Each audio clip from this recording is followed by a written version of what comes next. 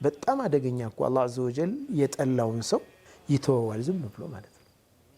ወንጀል ቢሰራ ቢበድል የሰው ገንዘብ ቢቀማ ዝም ብሎ ይተወዋል፣ ምንም አያደርገው። ይህ ከባድ ቅጣት ነው።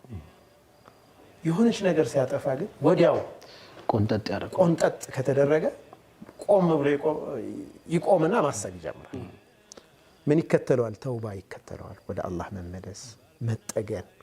እዚህ የበለጠ ማንነቱን እንደገና የማደስ እድል ይሰጠዋል ማለት ነው። ኤኒ ታይም ሰዎች በሆነ ቅጽበት ነው ኩላሊታቸው ፌል የሚያደርገው፣ በሆነ ቅጽበት አይኑን ሊያጣ ይችላል አንድ ሰው፣ በሆነ ቅጽበት ጤናው ሊቃወስ ይችላል፣ በሆነ ቅጽበት የሆነ ነገር ሊሆን ይችላልና በአላህ ረሕመት ነው ያለነው። ቁል መን የክለኡኩም፣ ማን ነው የሚከላከላችሁ? ሚን አራሕማን፣ ረሕማን የሚለው ሐታ ምን ይላሉ ዑለማዎቹ፣ ሲቀጣው እንኳ አንድ ሰው ረሕማን በረሕማንነቱ ነው የሚቀጣው ይላሉ። ዱንያ ላይ ራሱ አሁን የሆነ አይነት ነገር አጥፍቶ ሲቀጣ የአላህ እዝነት አለበት በዛ ውስጥ አሉ። የረሕማንነቱን ነው አላህ እዛ ጋር የሚያንጸባርቀው። ለምን እያከመው ነው አሉ፣ ዒላጅ ነው።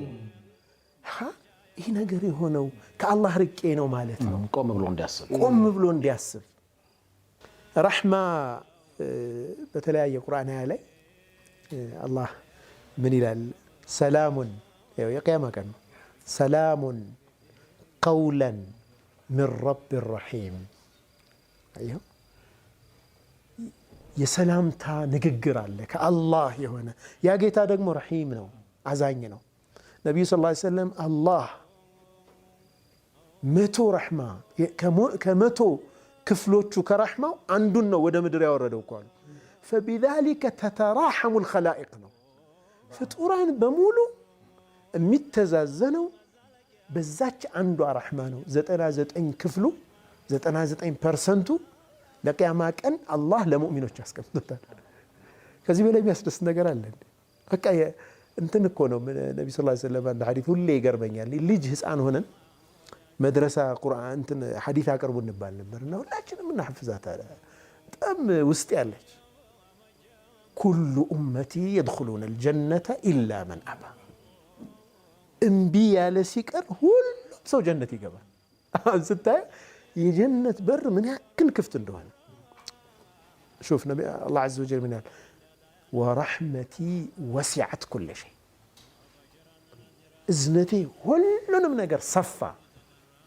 ወረሕመቲ ሰበቀት ገضቢ ብሏል ሌላ ሐዲት ላይ ሐዲት አልቁድስ። ረሕመቴ ቁጣዬን ቀደመች። አስሉ ይላሉ ኢማም ኢብኑል ቀይም ረሕመቱላሂ ዐለይህ፣ አስሉ የአላህ ሱብሓነሁ ወተዓላ አስል መሰረታዊ የሆነው ባህሪው ረሕማ ነው አሉ። ቁጣ አልፎ አልፎ የሚመጣ ነው፣ ለሕክምና ነው የሚመጣው፣ ባሮቹን ሊመልሳቸው ሌሎች እንዲማሩ ነው የሚመጣው። አላህ እኮ ቂሳስን ራሱ እኮ ሐያት ነው ለእናንተ አለ እኮ። ወለኩም ፊል ቂሳስ ሐያቱን ያ ኡሊል አልባብ። ህይወት ያጠፋ ሰው ህይወቱ እንዲጠፋ በህግ መደረጉ ለእናንተ ህይወት ነው አለ አላህ። በቃ የሰው ልጅ ህይወት የሚከበረው በዛ መልኩ ስለሆነ ማለት ነው። ህይወት የምታገኙት እናንተ በዚች ምድር በሰላም የምትኖሩት፣ ዛሊሞች ነፍስ ያጠፉ ሰዎች ዋጋ ሲያገኙ ረሕማ አለው ማለት ነው። አሁን ይሄ ለሰውየው አንጻር ብቻ አይደለም የምናየው፣ እንደ ማህበረሰብ ረሕማን የአላህ ዐዘ ወጀል እነኛ ቅጣቶቹ ራሳቸው ረሕማ አላቸው፣ እዝነት አለ በውስጣቸው ማለት ነው።